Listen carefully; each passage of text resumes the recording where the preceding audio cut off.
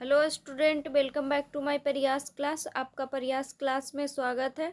हम लोग पढ़ रहे थे स्टूडेंट बीपीएससी टीआरई 4.0 का प्रैक्टिस सेट, और इसमें जो है हम लोग सब्जेक्ट पढ़ रहे थे, वो सब्जेक्ट पढ़ रहे थे हिंदी। तो जिनका भी अभी बीपीएससी टीआरई 4.0 में हिंदी टीजीटी पेपर 1 का एग्जाम है, या जिनका भी 6 to 8 में हिंदी सब्जेक्ट है, उनके लिए जो है ये वीडियो इम्पॉर्टेंट है। तो इस वीडियो को जो है पूरा देखिएगा, और जो भी स्टूडेंट इस चैनल पे नए हैं, इस चैनल को जो है जरूर सब्सक्राइब कीजिएगा। इसमें टोटल जो है 18 सेट दिया हुआ है स्टूडेंट, जिसमें से जो है हम लोग प्रैक्टिस सेट नंबर 13 तक पढ़ चुके हैं।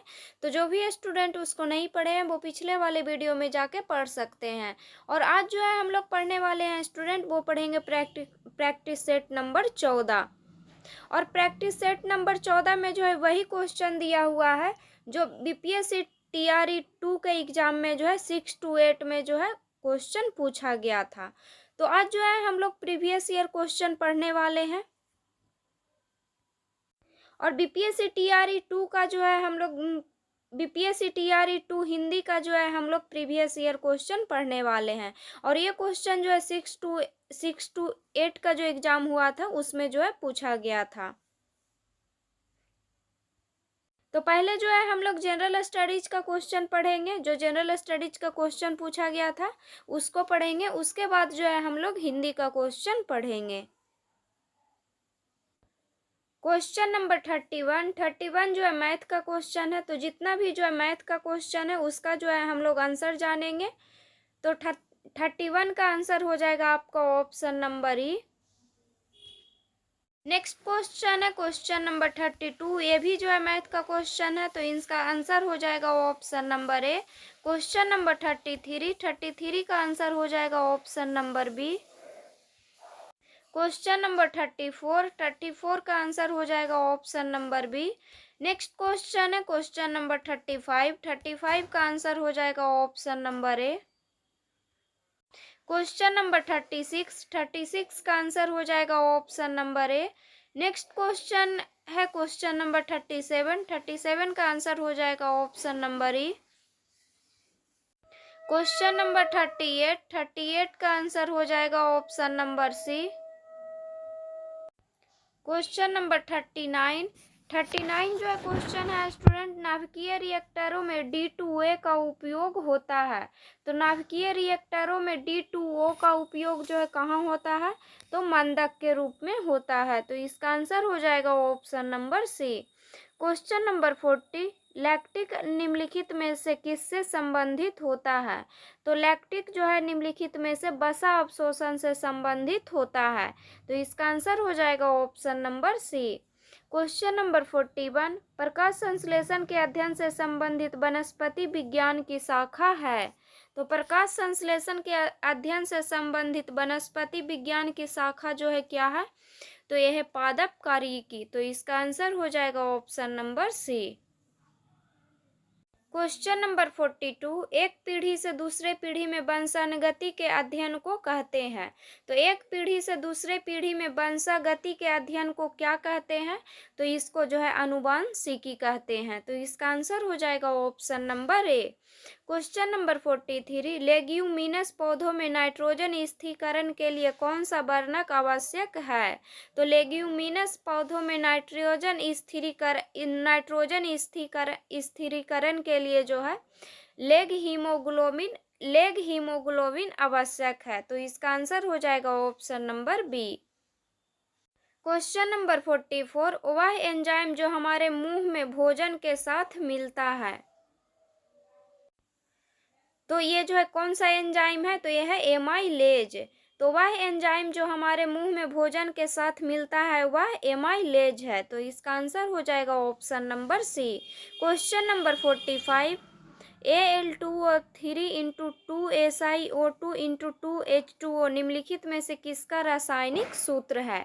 तो ये जो है चीनी मिट्टी का रासायनिक सूत्र है। तो इसका आंसर हो जाएगा ऑप्शन नंबर बी।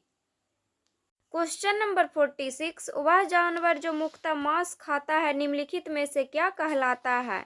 तो वह जानवर जो मुक्तः मांस खाता है वह कार्निवोर कहलाता है। तो इसका आंसर हो जाएगा option number B. Question number 47, 1 दिसंबर 2022 को किस हवाई अड्डे पर डीजी यात्रा शुरू नहीं हुई थी? तो 1 दिसंबर 2022 को जो है रायपुर हवाई अड्डे पर डीजी यात्रा शुरू नहीं हुई थी। तो इसका आंसर हो जाएगा option number B. Question number 48, गणतंत्र दिवस 26 जनवरी 2023 को मुख्य अतिथि कौन थे? तो 26 जनवरी 2023 को जो है मुख्य अतिथि थे अब्देल फताह अल सीसी। तो इसका आंसर हो जाएगा option number C. Question number 49, पांचवा यूरोपीय संघ भारत प्रतियोगिता सप्ताह 2022 कहाँ आयोजित किया गया था? तो ये जो है आयोजित किया गया था नई दिल्ली में। क्वेश्चन नंबर 50, सूर्य का अध्ययन करने के लिए 2 दिसंबर 2023 को लॉन्च किए गए इसरो के आदित्य एल1 मिशन के परियोजना निर्देशक कौन थे?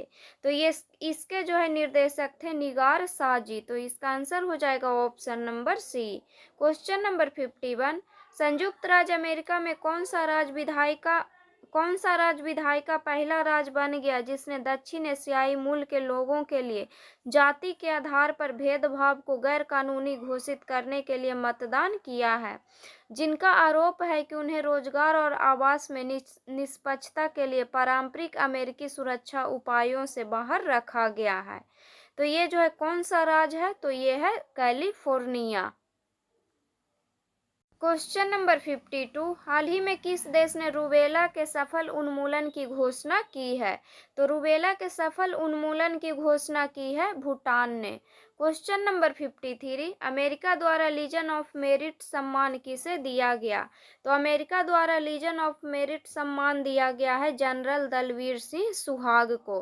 तो इसका आंसर हो जाएगा option number A. Question number 54, India pride project का उद्देश्य है?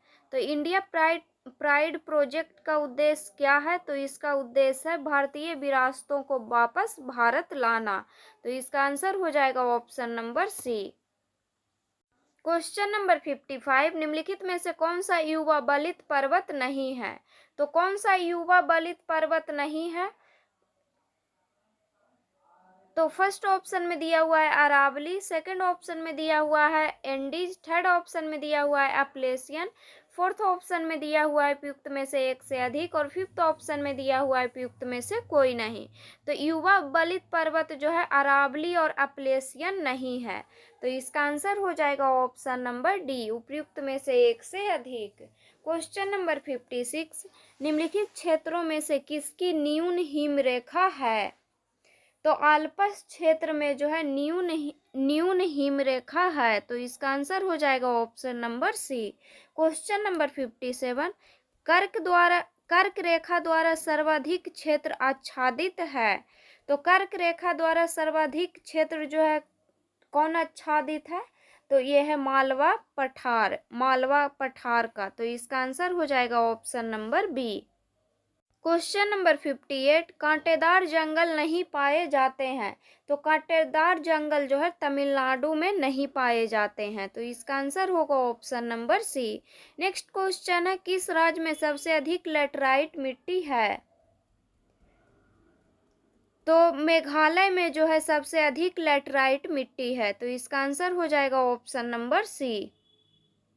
क्वेश्चन नंबर 60, उस देश का नाम बताइए जो पहले G21 की मेजबानी करेगा। तो ब्राजील जो है G21 की मेजबानी करेगा। नेक्स्ट क्वेश्चन है, हवा में नमी मापने के लिए निम्नलिखित में से किस उपकरण का उपयोग किया जाता है? तो हवा में नमी मापने के लिए जो है हाइग्रोमीटर का उपयोग किया जाता है। तो इसका आंसर हो जाएगा option number C. Question number 62, निम्नलिखित में से कौन सा या कौन सी भूमध्य सागर से भारत के उत्तर पश्चिम भाग की ओर चलता है या चलती है? तो ये जो है पश्चिमी विक्षोभ जो है भूमध्य सागर से भारत के उत्तर पश्चिम भाग की ओर चलता है। तो इसका आंसर हो जाएगा option number A. Question number 63, किसके नेतृत्व में संथाल विद्रोह 1855-56 हुआ? तो किसके नेतृत्व में जो है संथाल विद्रोह 1855-56 हुआ? तो फर्स्ट ऑप्शन में दिया हुआ है राजकुमार शुक्ल, सेकंड ऑप्शन में दिया हुआ है एस.एन. सिन्हा, थर्ड ऑप्शन में दिया हुआ है शाहजानंद सरस्वती, फोर्थ ऑप्शन में दिया हुआ है उपयुक्त में से एक से अधिक, और फिफ्थ ऑप्शन में दिया हुआ है उपयुक्त में से कोई नहीं। तो संथाल विद्रोह का जो है नेतृत्व किए थे सिद्धू कान्हू और चांद भैरव। तो सिद्धू कान्हू और चांद भैरव जो है 4 भाई थे और इन्होंने जो है संथाल विद्रोह का नेतृत्व किए थे। तो ये सब जो है ऑप्शन में नहीं दिया हुआ है, तो इसका आंसर हो जाएगा ऑप्शन नंबर ई, उपयुक्त में से कोई नहीं। क्वेश्चन नंबर 64, 5 मार्च 1931 को कौन सी महत्वपूर्ण घटना घटी? तो 5 मार्च 1931 को जो है गांधी इरविन समझौता हुआ था, तो इसका आंसर हो जाएगा ऑप्शन नंबर ए। और गांधी इरविन समझौते के परिप्रेक्ष्य में जो है सरोजनी नायडू ने गांधी और इरविन को 2 महात्मा की संज्ञा दी थी। तो 2 महात्मा की संज्ञा जो है कौन दिए थे? तो गांधी इरविन समझौते के परिप्रेक्ष्य में सरोजनी नायडू ने गांधी और इरविन को जो है 2 महात्मा की संज्ञा दी थी। Question number 65, Bihar youth league का गठन कब हुआ? तो बिहार यूथ लीग का गठन हुआ है 1928 ईस्वी में। क्वेश्चन नंबर 66, 6 अप्रैल 1930 को चंपारण में नमक सत्याग्रह का नेतृत्व किसने किया? तो 6 अप्रैल 1930 को चंपारण में नमक सत्याग्रह का नेतृत्व किए थे बिपिन बिहारी वर्मा, तो इसका आंसर हो जाएगा option number A. Next question है, पूना समझौते पर हस्ताक्षर कब किए गए? तो पूना समझौते पर हस्ताक्षर किया गया है 24 सितंबर 1932 को, तो इसका आंसर हो जाएगा option number A. Question number 68, 1857 के विद्रोह में बिहार का नेतृत्व किसने किया? तो 1857 के विद्रोह में बिहार का नेतृत्व किए थे बाबू कुंवर सिंह, तो इसका आंसर हो जाएगा option number B. Question number 69, भारतीय राष्ट्रीय कांग्रेस के किस अधिवेशन में चंपारण समस्या चर्चा का विषय बना? तो भारतीय राष्ट्रीय कांग्रेस के जो है लखनऊ अधिवेशन में जो है चंपारण समस्या चर्चा का विषय बना था। तो लखनऊ अधिवेशन कब हुआ था? तो लखनऊ अधिवेशन हुआ था 1916 ईस्वी में। तो लखनऊ 1916 जो है ऑप्शन में नहीं दिया हुआ है, तो इसका आंसर हो जाएगा ऑप्शन नंबर ई, उपयुक्त में से कोई नहीं। और लखनऊ अधिवेशन का अध्यक्षता कौन किए थे? तो लखनऊ अधिवेशन का अध्यक्षता किए थे अंबिकाचरण मजूमदार। और इस अधिवेशन में चंपारण के किसान नेता राजकुमार शुक्ल ने गांधी जी से मिलकर चंपारण के किसान समस्याओं को उठाया था। क्वेश्चन नंबर 70, मशहूर नारा इनकलाब जिंदाबाद किसने दिया? तो मशहूर नारा इनकलाब जिंदाबाद का नारा जो है दिए थे हसरत मोहानी, तो इसका आंसर हो जाएगा option number C. General studies का जो है इतना ही क्वेश्चन जो है पूछा गया था एग्जाम में। अब जो है हम लोग हिंदी का क्वेश्चन पढ़ेंगे। तो हिंदी का क्वेश्चन जो है 71 से 80 तक दिया हुआ है और ये क्वेश्चन जो है गद्यांश से दिया हुआ है। तो पहले जो है हम लोग गद्यांश को पढ़ेंगे। तो ज्ञान के परिदृश्य में पूरा विश्व तेजी से परिवर्तन के दौर से गुजर रहा है। बिग डेटा, मशीन लर्निंग और आर्टिफिशियल इंटेलिजेंस जैसे क्षेत्रों में हो रहे बहुत से वैज्ञानिक और तकनीकी विकास के चलते एक और विश्व भर में अकुशल कामगारों की जगह मशीनें काम करने लगेंगी और दूसरी ओर डेटा साइंस, कंप्यूटर साइंस और गणित के क्षेत्रों में ऐसे कुशल कामगारों की ज़रूरत और मांग बढ़ेगी जो विज्ञान, समाज, गणित और मानविकी के विविध विषयों में योग्यता रखते हों। जलवायु परिवर्तन, बढ़ते प्रदूषण और घटते प्राकृतिक संसाधनों की वजह से हमें ऊर्जा, पानी व स्वच्छता आदि की आवश्यकताओं को पूरा करने के नए रास्ते खोजने होंगे और इस कारण भी जीव विज्ञान, रसायन, भौतिक विज्ञान, कृषि, जलवायु विज्ञान और समाज विज्ञान के क्षेत्रों में नए कुशल कामगारों की जरूरत होगी। महामारी और माहवारी के बढ़ते उद्भव महामारी के बढ़ते उद्भव, संक्रामक रोग प्रबंधन और टीकों के विकास में सहयोगी अनुसंधान और परिणामी सामाजिक मुद्दे बहुविषयक अधिगम की आवश्यकता को बढ़ाते हैं। मानविकी और कला की मांग बढ़ेगी क्योंकि भारत एक विकसित देश बनने के साथ साथ दुनिया को 3 सबसे बड़ी अर्थव्यवस्थाओं में से एक बनने की ओर अग्रसर है। अब जो है हम लोग गद्यांश पढ़ लिए हैं। अब जो है हम लोग क्वेश्चन पढ़ेंगे और क्वेश्चन का आंसर जो है हम लोग गद्यांश से ही देंगे। तो क्वेश्चन नंबर 71, कौन परिवर्तन के दौर से गुजर रहा है? तो पूरा विश्व जो है परिवर्तन के दौर से गुजर रहा है, तो इसका आंसर हो जाएगा option number C. Next question है, परिवर्तन के दौर का परिदृश्य क्या है? तो परिवर्तन के दौर का परिदृश्य ज्ञान है। क्वेश्चन नंबर 73, वैज्ञानिक और तकनीकी विकास का क्षेत्र क्या है? तो वैज्ञानिक और तकनीकी विकास का क्षेत्र है बिग डेटा, मशीन लर्निंग और आर्टिफिशियल इंटेलिजेंस। तो इसका आंसर हो जाएगा option number B. Question number 74, मशीनें किसके एवज में काम करने लगेगी? तो मशीनें जो है अकुशल कामगार के एवज में काम करने लगेगी। क्वेश्चन नंबर 75, कुशल कामगारों की मांग किस क्षेत्र में बढ़ेगी? तो कुशल कामगारों की मांग जो है फर्स्ट ऑप्शन में दिया हुआ है डेटा साइंस, सेकंड ऑप्शन में दिया हुआ है कंप्यूटर साइंस, थर्ड ऑप्शन में दिया हुआ है गणित, फोर्थ ऑप्शन में दिया हुआ है उपयुक्त में से एक से अधिक और फिफ्थ ऑप्शन में दिया हुआ है उपयुक्त में से कोई नहीं। तो कुशल कामगारों की मांग जो है डेटा साइंस, कंप्यूटर साइंस और गणित के क्षेत्र में बढ़ेगी। तो इसका आंसर हो जाएगा option number D. Question number 76, हमें नए रास्ते खोजने होंगे। तो हमें जो है नए रास्ते खोजने होंगे ऊर्जा, भोजन, पानी व स्वच्छता आदि के लिए। तो इसका आंसर हो जाएगा option number B. Question number 77, नए कुशल कामगारों की जरूरत किन क्षेत्रों में है? तो नए कुशल कामगारों की जरूरत जो है फर्स्ट ऑप्शन में दिया हुआ है जीव विज्ञान और रसायन, सेकंड ऑप्शन में दिया हुआ है भौतिक विज्ञान और कृषि, थर्ड ऑप्शन में दिया हुआ है जलवायु विज्ञान और समाज विज्ञान, फोर्थ ऑप्शन में दिया हुआ है उपयुक्त में से एक से अधिक और फिफ्थ ऑप्शन में दिया हुआ है उपयुक्त में से कोई नहीं। तो नए कुशल कामगारों की जरूरत जो है जीव विज्ञान और रसायन में है, भौतिक विज्ञान और कृषि में है और जलवायु विज्ञान और समाज विज्ञान में है। तो इसका आंसर हो जाएगा ऑप्शन नंबर डी, उपयुक्त में से एक से अधिक। क्वेश्चन नंबर 78, महामारी रोकने के लिए आवश्यक है। तो महामारी रोकने के लिए जो है संक्रामक रोग प्रबंधन व टीकों का विकास आवश्यक है।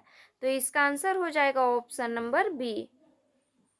क्वेश्चन नंबर 79, भारत कैसा देश बनने की दिशा में अग्रसर है? तो भारत जो है विकसित देश बनने की दिशा में अग्रसर है। तो इसका आंसर हो जाएगा ऑप्शन नंबर ए।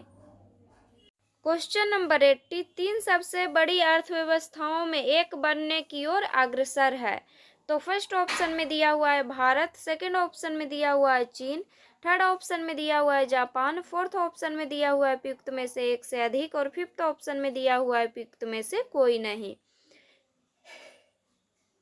तो 3 सबसे बड़ी अर्थव्यवस्थाओं में से एक बनने की ओर अग्रसर कौन है? तो भारत है। तो इसका आंसर हो जाएगा ऑप्शन नंबर ए।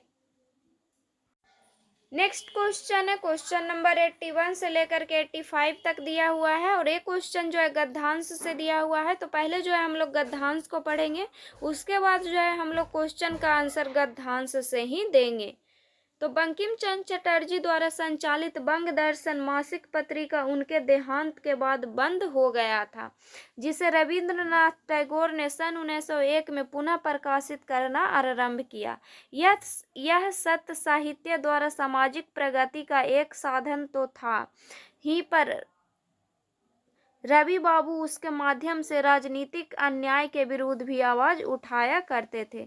जब दक्षिण अफ्रीका की बोअर जाति की हत्या गोरों ने की, तब रवि बाबू ने गोरों के इस घृणित कार्य का विरोध करने के लिए कई लेख बंग दर्शन में लिखे थे। इस मासिक पत्रिका में टैगोर की कई साहित्यिक कृतियां प्रकाशित हुई थी।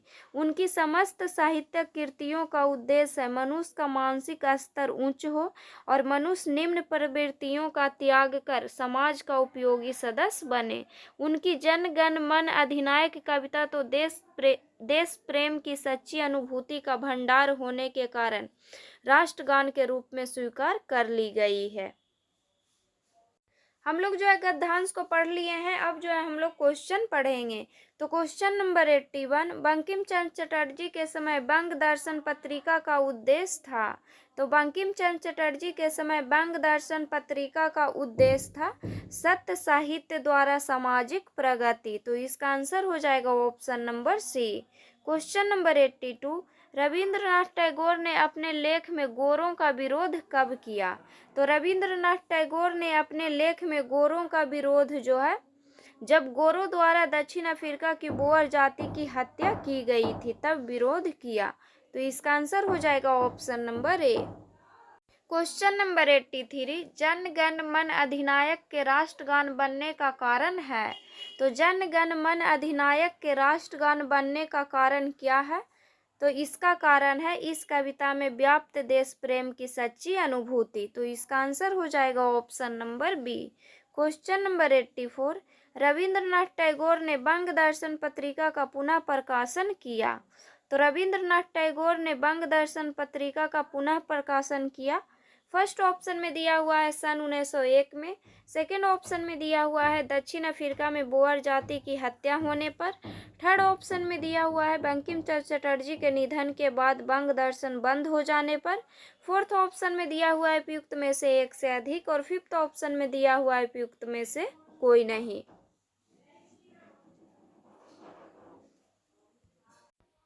तो इसमें जो है इसका आंसर हो जाएगा आपका ऑप्शन नंबर डी, उपयुक्त में से एक से अधिक, क्योंकि जो है रविंद्रनाथ टैगोर ने बंग दर्शन पत्रिका का पुनर्प्रकाशन किए थे सन 1901 में दक्षिण अफ्रीका में बोअर जाति की हत्या होने पर और बंकिम चंद्र चटर्जी के निधन के बाद बंग दर्शन बंद हो जाने पर। क्वेश्चन नंबर 85, रविंद्रनाथ टैगोर की साहित्यिक कृतियों का उद्देश्य है। तो रविंद्रनाथ टैगोर की साहित्यिक कृतियों का उद्देश्य क्या है। तो इसका उद्देश्य है मनुष्य अपनी निम्न प्रवृत्तियों का त्याग कर समाज का उपयोगी सदस्य बने। तो इसका आंसर हो जाएगा option number C. Question number 86 से लेकर के 90 तक दिया हुआ है और ये क्वेश्चन जो है गद्यांश से दिया हुआ है। तो पहले जो है हम लोग गद्यांश को पढ़ेंगे।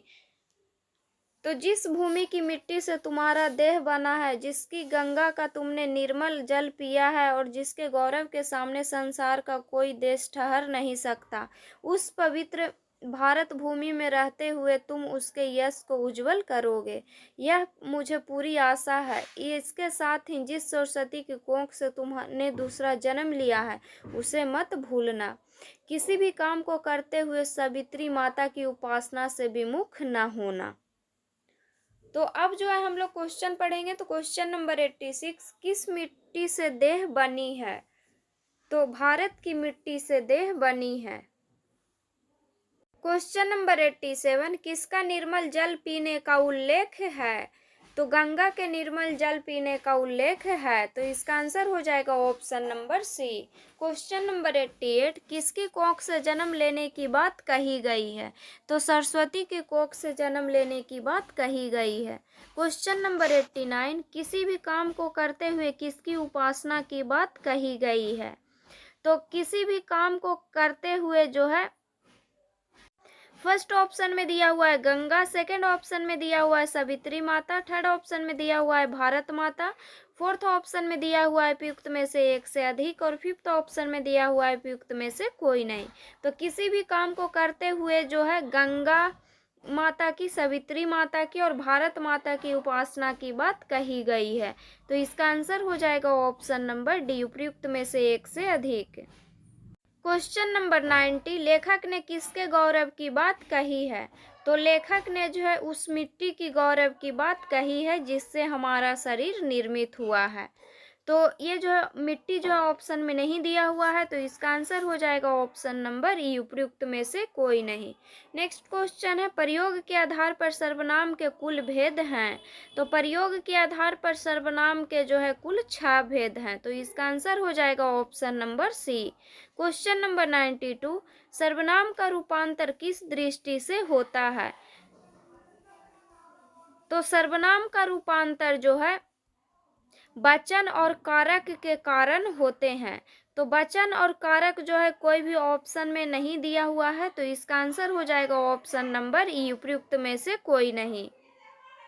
क्वेश्चन नंबर 93, विशेषण के भेदों के वर्गीकरण का आधार क्या है। तो विशेषण के भेदों के वर्गीकरण का आधार है गुण, संख्या और परिमाण, तो इसका आंसर हो जाएगा option number B. Question number 94, Hindi में कारक कितने प्रकार के हैं। तो हिंदी में कारक जो है 8 प्रकार के हैं, तो इसका आंसर हो जाएगा option number A. Question number 95, को के लिए किस कारक का चिन्ह है। तो को के लिए जो है संप्रदान कारक का चिन्ह है, तो इसका आंसर हो जाएगा option number C. Question number 96, जिसके लिए कुछ किया जाए या जिसको कुछ दिया जाए, इसका बोध कराने वाले शब्द रूप को कहते हैं। तो जिसके लिए कुछ किया जाए या जिसको कुछ दिया जाए, इसका बोध कराने वाले शब्द रूप को जो है संप्रदान कारक कहते हैं, तो इसका आंसर हो जाएगा option number C. Question number 97, क्रिया के जिस रूप से क्रिया के होने का समय तथा उसकी पूर्णता या अपूर्णता का बोध हो, उसे क्या कहते हैं। तो उसे जो है काल कहते हैं, तो इसका आंसर हो जाएगा option number B. Question number 98, यदि वर्षा होगी तो फसल अच्छी होगी, यह किस काल का उदाहरण है। तो यदि वर्षा होगी तो फसल अच्छी होगी, यह जो है भविष्य काल का उदाहरण है, तो इसका आंसर हो जाएगा option number A. Next question है, जब दो शब्द समास युक्त होकर किसी तीसरे शब्द का विशेषण बन जाए तो उसे कहते हैं।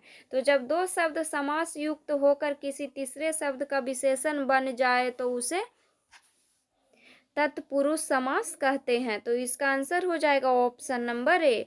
क्वेश्चन नंबर 100, निम्नलिखित में से गुण संधि का उदाहरण कौन सा है। तो गुण संधि का उदाहरण जो है इसमें महोत्सव है, तो महोत्सव जो है कौन संधि है, तो गुण संधि है, तो इसका आंसर हो जाएगा option number C. Next question है, आ के बाद ए हो तो ए और आ के बाद ओ हो तो औ होगा, यह परिवर्तन किस संधि में होता है। तो यह जो है परिवर्तन होता है वृद्धि संधि में, तो इसका आंसर हो जाएगा option number C. Next question है, सौजन्यता, उज्ज्वल, भ्रातागण उपयुक्त शब्दों का शुद्ध रूप कौन सा है। तो ये शब्द का जो है शुद्ध रूप पूछा है, तो इसका आंसर हो जाएगा option number C. Next question है, मैं अपनी बात का स्पष्टीकरण करने के लिए तैयार हूँ, उक्त वाक्य का शुद्ध रूप क्या है। तो मैं अपनी बात का स्पष्टीकरण करने के लिए तैयार हूँ, इसका जो है शुद्ध वाक्य होगा, मैं अपनी बात के स्पष्टीकरण के लिए तैयार हूँ, तो इसका आंसर हो जाएगा option number C. Question number 104, निम्नलिखित में से सर्प का पर्यायवाची नहीं है। तो कौन जो है सर्प का पर्यायवाची शब्द इसमें नहीं है। तो फर्स्ट ऑप्शन में दिया हुआ है रजनीचर, सेकंड ऑप्शन में दिया हुआ है भुजंग, थर्ड ऑप्शन में दिया हुआ है उरग, फोर्थ ऑप्शन में दिया हुआ है उपयुक्त में से एक से अधिक, और फिफ्थ ऑप्शन में दिया हुआ है उपयुक्त में से कोई नहीं। तो सर्प का पर्यायवाची जो है इसमें उरग नहीं है, तो सॉरी स्टूडेंट, रजनीचर नहीं है, तो इसका आंसर हो जाएगा ऑप्शन नंबर ए। रजनीचर का जो है अर्थ होता है रात में चलने वाला, और सर्प का जो है पर्यायवाची शब्द जो है भुजंग होगा, उरग होगा, और विषधर होगा, नाग होगा। क्वेश्चन नंबर 105, तुम्हारी जेब खाली है, वाक्य में जेब का लिंग क्या है। तो वाक्य में जो है जेब का जो है लिंग है, जेब जो है स्त्रीलिंग है, तो इसका आंसर हो जाएगा ऑप्शन नंबर बी। क्वेश्चन है स्टूडेंट, क्वेश्चन नंबर 106, बूंद बूंद से घड़ा भरता है, इस वाक्य में भरता कौन सी क्रिया है। तो भरता जो है अकर्मक क्रिया है, तो इसका आंसर हो जाएगा option number C. Question number 107, क्रिया के उस रूपांतरण को कौन सा वाच्य कहते हैं जिससे वाक्य में कर्ता की प्रधानता का बोध होता है? तो उसे जो है कर्तरी वाच्य कहते हैं। तो इसका आंसर हो जाएगा option number A. Next question है क्वेश्चन नंबर 108। आकर्षण का विपरीतार्थक शब्द है। तो आकर्षण का विपरीतार्थक क्या होगा? तो इसका विपरीतार्थक शब्द होगा विकर्षण। तो इसका आंसर हो जाएगा option number C. Question number 109। आदि से अंत तक के लिए प्रयुक्त एक शब्द क्या है? तो आदि से अंत तक के लिए प्रयुक्त एक शब्द है अधोपांत। तो इसका आंसर हो जाएगा option number C. Next question है ऐसे शब्द जो पढ़ने और सुनने में लगभग एक से लगते हैं परंतु अर्थ की दृष्टि से भिन्न होते हैं उन्हें कहते हैं। तो उन्हें जो है श्रुति समभिन्नार्थक शब्द कहते हैं। तो इसका आंसर हो जाएगा option number B. Question number 111। इनमें से कौन व्याकरण चार्ज नहीं है? तो कौन जो है इनमें व्याकरण चार्ज नहीं है? तो फर्स्ट ऑप्शन में दिया हुआ है पाणिनि, सेकंड ऑप्शन में दिया हुआ है पतंजलि, थर्ड ऑप्शन में दिया हुआ है रामविलास शर्मा, फोर्थ ऑप्शन में दिया हुआ है उपयुक्त में से एक से अधिक और फिफ्थ ऑप्शन में दिया हुआ है उपयुक्त में से कोई नहीं।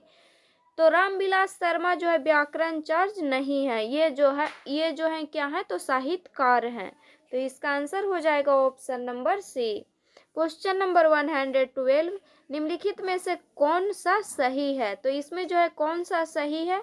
तो फर्स्ट ऑप्शन में दिया हुआ है दो वर्णों के मेल को संधि तथा दो पदों के योग को समास कहते हैं। तो ये सही है कि दो वर्णों के मेल को संधि कहते हैं और दो पदों के योग को समास कहते हैं। नेक्स्ट क्वेश्चन है ने विभक्ति किस कारक का चिन्ह है? तो ने विभक्ति जो है कर्ता कारक का चिन्ह है। तो इसका आंसर हो जाएगा option number B. Question number 114। उच्छ्वास में कौन सा उपसर्ग है?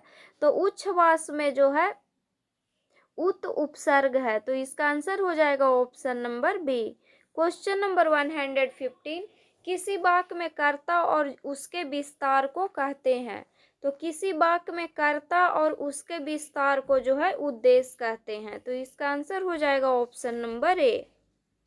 Question number 116। विशेषण के अंत में संस्कृत और हिंदी के तद्धित प्रत्यय के योग से कौन सी संज्ञा बनती है?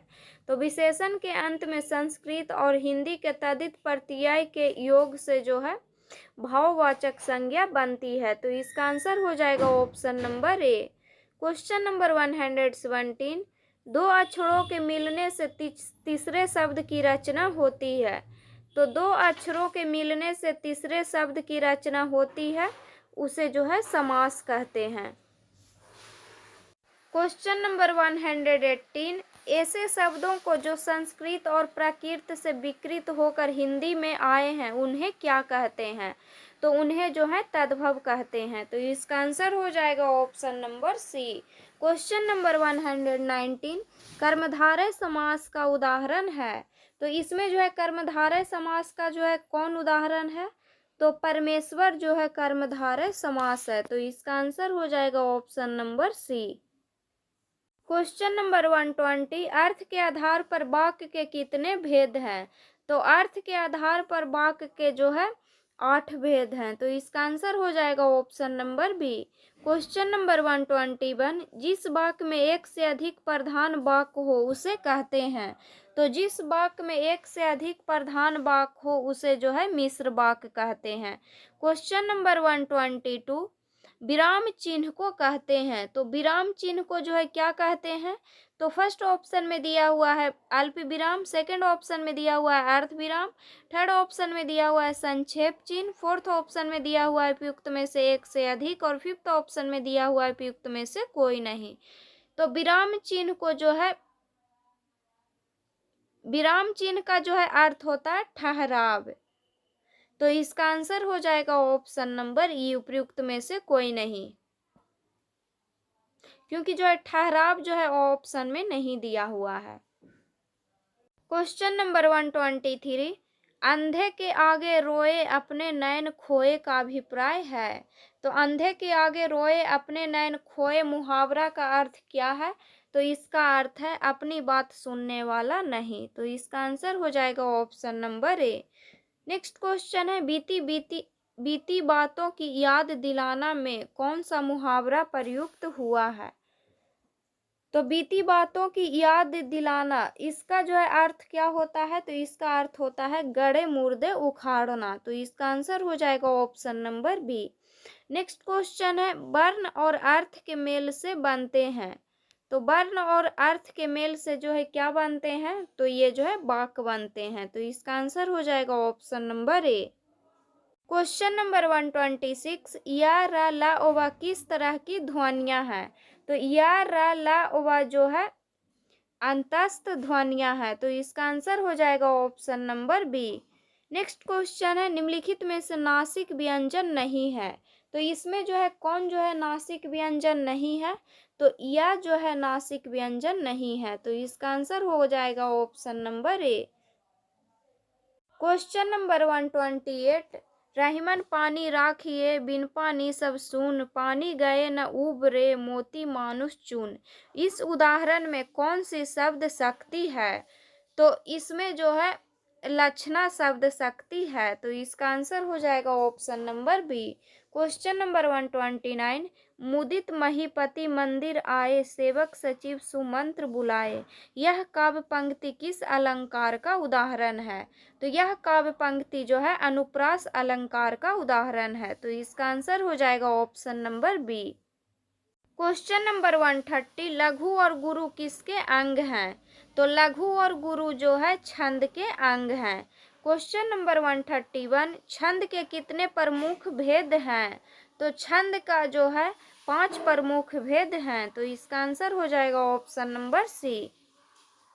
क्वेश्चन नंबर 132, जब कोई बोली अपने भौगोलिक विस्तार के कारण किसी प्रांत या उप प्रांत में प्रचलित हो जाती है तब उसे कहा जाता है।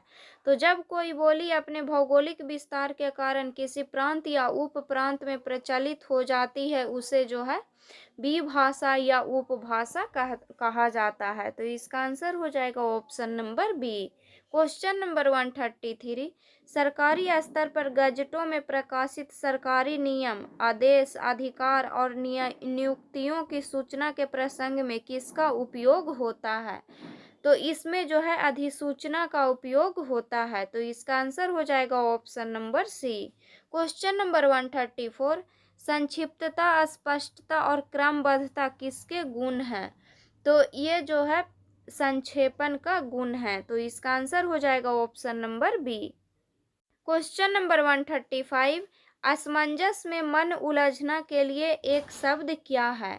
तो असमंजस में मन उलझना उसको जो है क्या कहते हैं, तो उसको जो है किंकर्तव्य भी मूढ़ कहते हैं। तो इसका आंसर हो जाएगा option number C. Question number 136, इनमें से कौन आदिकालीन जैन साहित्यकार हैं। तो इनमें जो है कौन आदिकालीन जैन साहित्यकार है। तो फर्स्ट ऑप्शन में दिया हुआ है चरपट, सेकंड ऑप्शन में दिया हुआ है नरपति नालह, थर्ड ऑप्शन में दिया हुआ है नागार्जुन, फोर्थ ऑप्शन में दिया हुआ है उपयुक्त में से एक से अधिक, और फिफ्थ ऑप्शन में दिया हुआ है उपयुक्त में से कोई नहीं। तो आदिकालीन जैन साहित्यकारों, इसमें जो है पूछा है कि कौन आदिकालीन जैन साहित्यकार हैं। तो इनमें से जो है कोई भी जो है जैन साहित्यकार नहीं है। तो इसका आंसर हो जाएगा ऑप्शन नंबर ई। आदिकालीन जैन साहित्यकार जो है कौन कौन है। तो स्वयंभू हैं, पुष्पदंत हैं, आचार्य हेमचंद्र जी हैं, सोमप्रभु सूर्य जी हैं। ये सब जो है आदिकालीन जैन साहित्यकार हैं। क्वेश्चन नंबर 137, निम्नलिखित कवियों को उनके काल के साथ सुमेलित कीजिए तथा सही कूट का चयन कीजिए। एक तरफ जो है कवि का नाम दिया हुआ है और एक तरफ जो है काल का नाम दिया हुआ है। तो कौन से कवि जो है कौन से काल के हैं उसको जो है मिलान करना है। तो फर्स्ट में दिया हुआ है नाभादास। नाभादास जो है भक्ति काल के कवि हैं। नेक्स्ट है चंदवर दाई। चंदवर दाई जो है आदिकाल के कवि हैं। नेक्स्ट है बद्री नारायण चौधरी प्रेमघन।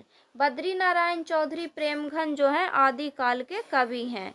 नेक्स्ट है केशव दास। केशव दास जो है रीति काल के कवि हैं। तो इसका आंसर हो जाएगा ऑप्शन नंबर सी। फर्स्ट का हो गया 3, सेकंड का 1, थर्ड का 4 और फोर्थ का 2। क्वेश्चन नंबर 138, निम्नलिखित रचनाओं की उनकी विद्या के साथ सुमेलित कीजिए तथा सही कूट का चयन कीजिए। तो एक तरफ जो है रचना का नाम दिया हुआ है और एक तरफ जो है विद्या का नाम दिया हुआ है और इसको मिलान करना है। तो फर्स्ट में दिया हुआ है यशोधरा। यशोधरा जो है कौन विद्या है? तो यशोधरा जो है चंपू काव्य है। नेक्स्ट है रश्मि रथी। रश्मि रथी जो है खंड काव्य है। नेक्स्ट है बिहारी सतसाई। बिहारी सतसाई जो है मुक्तक काव्य है। नेक्स्ट है रामचरितमानस। रामचरितमानस जो है महाकाव्य है। तो इसका आंसर हो जाएगा ऑप्शन नंबर ए। फर्स्ट का हो गया 2, सेकंड का 4, थर्ड का 1 और फोर्थ का 3। क्वेश्चन नंबर 139, निम्नलिखित उपन्यासों को उनके लेखकों के साथ सुमेलित कीजिए तथा सही कूट का चयन कीजिए। तो एक तरफ जो है उपन्यास का नाम दिया हुआ है और एक तरफ जो है लेखक का नाम दिया हुआ है और इसको मिलान करना है। तो कौन से उपन्यास का जो है कौन लेखक है? तो फर्स्ट में दिया हुआ है निर्मला। निर्मला के लेखक हैं प्रेमचंद। नेक्स्ट है त्यागपत्र। त्यागपत्र के लेखक हैं जैनेन्द्र कुमार। नेक्स्ट है कंकाल। कंकाल के लेखक हैं जयशंकर प्रसाद। नेक्स्ट है गिरती दीवारें। गिरती दीवारें के लेखक हैं उपेंद्र नाथ आशक। तो इसका आंसर हो जाएगा option number B. Question number 140, Acharya Ramchandra Shukla ने हिंदी साहित्य के इतिहास के आधुनिक काल का नामकरण किया है। तो आचार्य रामचंद्र शुक्ल ने हिंदी साहित्य के इतिहास के आधुनिक काल का नामकरण किया है गद्य काल। तो इसका आंसर हो जाएगा option number C. Question number 141, इनमें से कौन पत्रकार के रूप में प्रसिद्ध है? तो पत्रकार के रूप में प्रसिद्ध है गणेश शंकर विद्यार्थी। तो इसका आंसर हो जाएगा option number C. Question number 142, निम्नलिखित साहित्य इतिहास ग्रंथों को उनके लेखकों के साथ सुमेलित कीजिए तथा सही कूट का चयन कीजिए। तो एक तरफ जो है साहित्य इतिहास ग्रंथ का नाम दिया हुआ है और एक तरफ जो है लेखक का नाम दिया हुआ है और इसको जो है मिलान करना है। तो फर्स्ट में दिया हुआ है शिव सिंह सरोज। शिव सिंह सरोज के लेखक कौन है? तो इसके लेखक हैं शिव सिंह सेंगर। नेक्स्ट है modern vernacular literature of Hindustan. तो modern vernacular literature of Hindustan के लेखक हैं जॉर्ज ग्रियर्सन। नेक्स्ट है हिंदी साहित्य का इतिहास। तो हिंदी साहित्य का इतिहास के लेखक हैं रामचंद्र शुक्ल। नेक्स्ट है मिश्र बंधु विनोद। मिश्र बंधु विनोद के लेखक हैं मिश्र बंधु। तो इसका आंसर हो जाएगा ऑप्शन नंबर बी। फर्स्ट का हो गया 4, सेकंड का 3, थर्ड का 1 और फोर्थ का 2। क्वेश्चन नंबर 143, निम्नलिखित समास को उनके उदाहरण के साथ सुमेलित कीजिए तथा सही कूट का चयन कीजिए। तो एक तरफ जो है समास का नाम दिया हुआ है और एक तरफ जो है उदाहरण दिया हुआ है समास का और इसको मिलान करना है। तो फर्स्ट में दिया हुआ है अवयवी भाव समास। अवयवी भाव समास का जो है उदाहरण क्या होगा? तो इसका जो है उदाहरण होगा यथाशक्ति। नेक्स्ट है तत्पुरुष। तत्पुरुष समास का जो है एग्जाम्पल होगा देशभक्ति। नेक्स्ट है बहुव्रीहि। बहुव्रीहि समास का जो एग्जाम्पल है पीताम्बर। नेक्स्ट है द्वंद्व। द्वंद्व समास का उदाहरण है हाथापाई। तो इसका आंसर हो जाएगा ऑप्शन नंबर, इसमें जो है नहीं दिया हुआ है तो इसमें जो है फर्स्ट का हो गया 2, सेकंड का 4, थर्ड का 1 और फोर्थ का 3। तो 2, 4, 1, 3। तो इसका आंसर हो जाएगा option number C. Question number 144, Angrezi के निम्नलिखित पारिभाषिक शब्दों को उनके हिंदी रूपांतरण के साथ सुमेलित कीजिए तथा सही कूट का चयन कीजिए। तो अंग्रेजी के पारिभाषिक शब्द जो है एक तरफ दिया हुआ है और एक तरफ जो है हिंदी रूपांतरण उसका दिया हुआ है और इसको मिलान करना है। तो फर्स्ट में दिया हुआ है अकॉर्डिंग। अकॉर्डिंग का जो है हिंदी क्या होगा? तो इसका हिंदी होगा तदनुसार। नेक्स्ट है सेंसस। सेंसस का जो है हिंदी होगा जनगणना। नेक्स्ट है बेसिक पे। बेसिक पे का हिंदी होता है मूल वेतन। नेक्स्ट है एडजस्टमेंट। एडजस्टमेंट का हिंदी होता है समायोजन। तो इसका आंसर हो जाएगा ऑप्शन नंबर सी। फर्स्ट का हो गया 3, सेकंड का 4, थर्ड का 2 और फोर्थ का 1। क्वेश्चन नंबर 145, निम्नलिखित लोकोक्ति को उनके अर्थ के साथ सुमेलित कीजिए तथा सही कूट का चयन कीजिए। तो एक तरफ जो है लोकोक्ति दिया हुआ है और एक तरफ जो है अर्थ दिया हुआ है और इसको मिलान करना है। तो फर्स्ट में दिया हुआ है हाथ कंगन को आरसी क्या। तो हाथ कंगन को आरसी क्या का अर्थ क्या होता है? तो इसका अर्थ होता है प्रत्यक्ष को प्रमाण क्या। नेक्स्ट है हाथी के दांत खाने के और दिखाने के। तो हाथी के दांत खाने के और दिखाने का अर्थ क्या होता है? तो इसका अर्थ होता है कथनी और कनी में अंतर।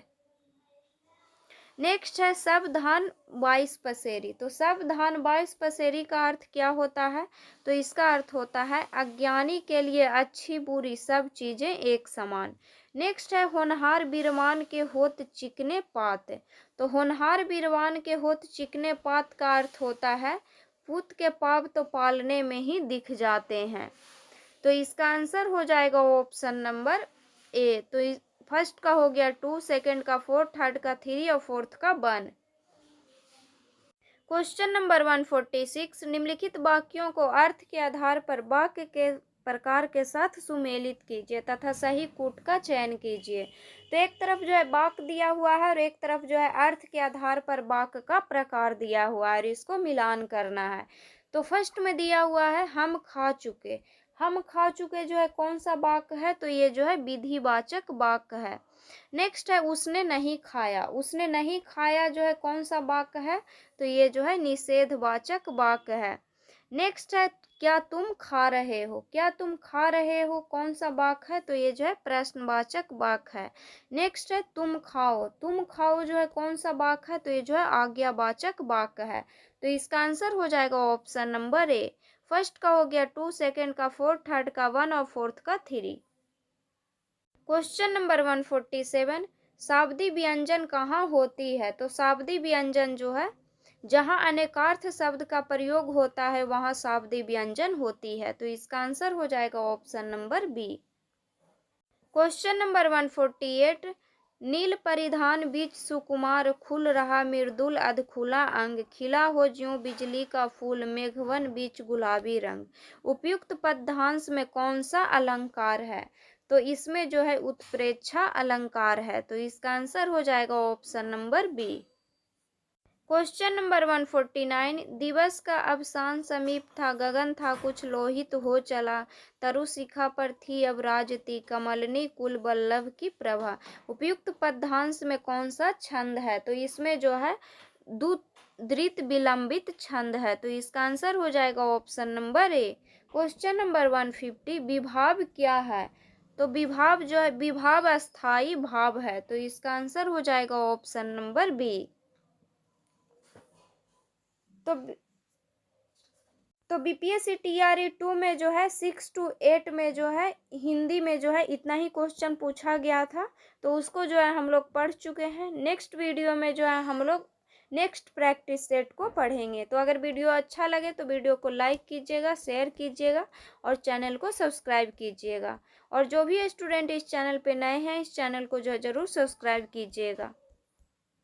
और जिनका भी अभी बीपीएससी टीआरई 4.0 में हिंदी टीजीटी पेपर 1 का एग्ज़ाम है या जिनका भी 6 to 8 में हिंदी सब्जेक्ट है उनके लिए जो है ये प्रीवियस ईयर क्वेश्चन इम्पॉर्टेंट है।